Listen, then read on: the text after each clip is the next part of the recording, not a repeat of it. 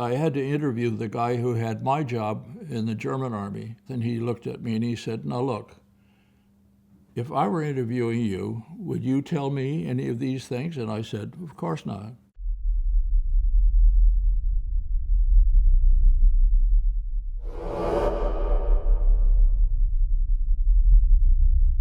I arrived at Ritchie just about 2 or 3 weeks after Walter Cronkite had snuck in and looked it over, and then went back and made a big blast on his program about the sons of the rich are being specially treated by going to Ritchie and getting out of the harm's way.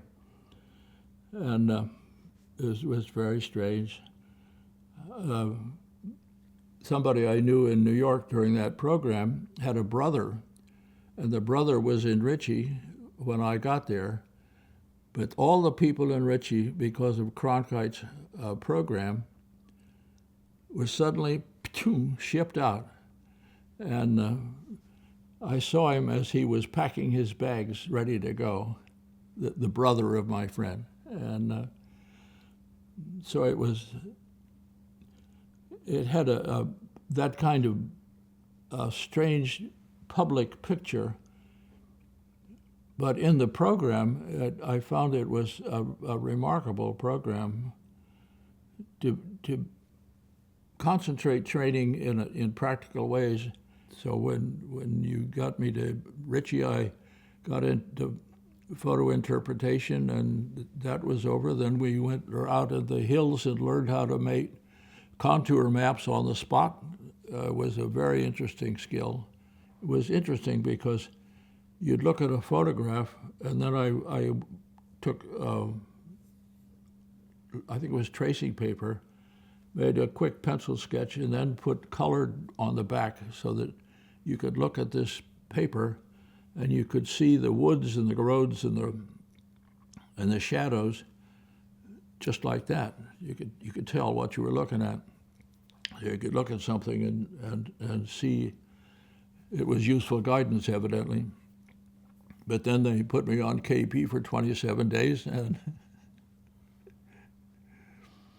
then it was order of battle.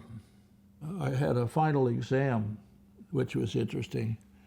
They had some pedantic guy came in and asked me, "All right, now I want to know how you would fix a breakfast, and what pans would you use, and what utensils." And I didn't know any of that vocabulary.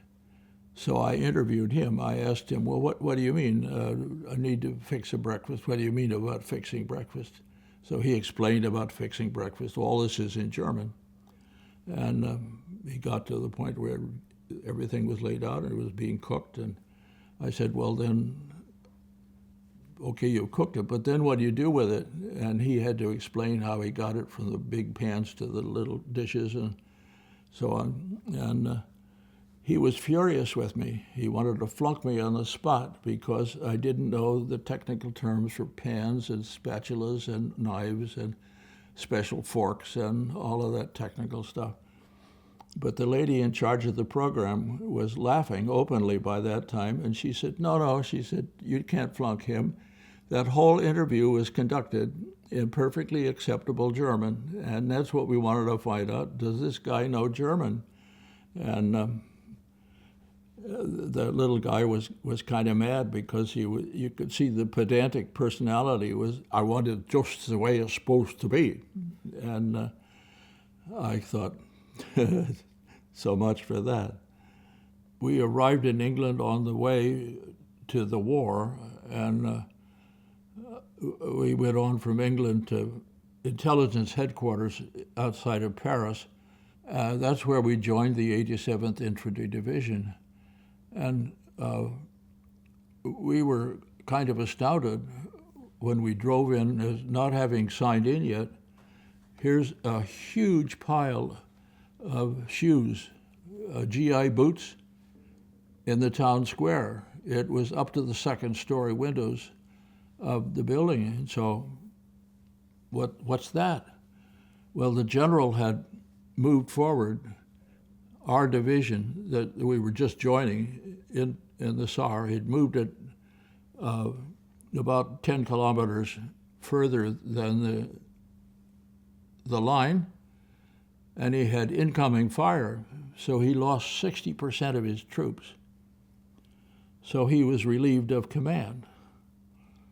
And but then what they did was he got in touch with somebody at Corps, and they moved the Corps boundary and reinstated him. We had PW interviewers, the guys who are incredibly fluent in German, and they would handle the prisoner interrogation. And well, we used it to check whether we were right in what we thought the forces were. Did we have the right reading of the forces in front of us? And so we would correct our own intelligence based on what they would tell us. I had to interview the guy who had my job in the German army, and we were sitting there talking back and forth, and he looked at me and he said, "Now look, if I were interviewing you, would you tell me any of these things?" And I said, "Of course not." So he said, "Well, then why should I tell you?" So then we talked about other things. From the Saar to we were in an all-night convoy, just hundreds of vehicles going to where the Germans had attacked in the Bulge.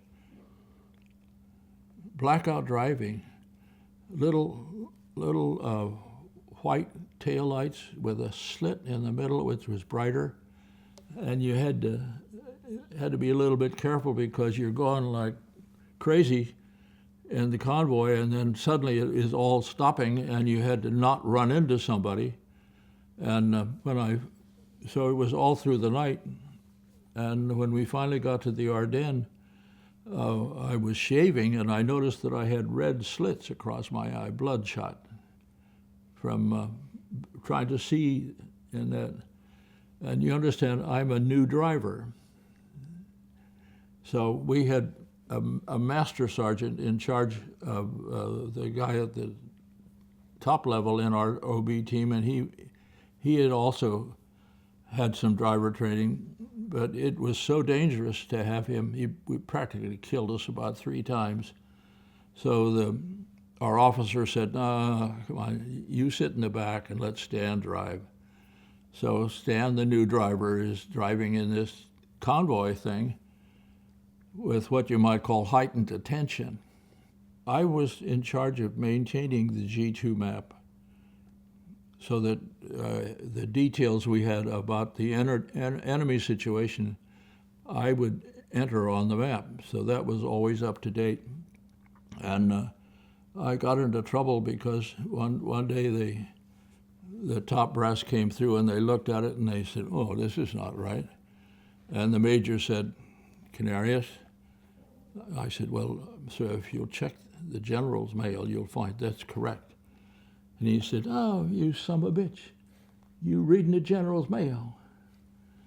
I said, "Well, sir, how am I supposed to keep the map up to date?" The end of the war, a couple of steps to that. We were sitting at a funny little place out of the rain, and somebody came along and reported that Roosevelt had died. And that was a big announcement. But came back from there, I got our orders were signed by Eisenhower. We were very impressed that our little OB team was supposed to come back to Paris, and in Paris, I had the option: did I want to stay with my unit, the 87th Infantry, or what? Well, if I stayed with the 87th Infantry, I would have to learn Japanese. So that was very attractive to me. So I said, I'm going to stay with the 87th Division. So I started Japanese, and then we were shipped back to the States, and in the States discovered the war was over, the bombs got dropped, and so I did not have to go on to Japan. I'm very grateful for the chance to be in the Ritchie program. It was it made all the difference from my point of view.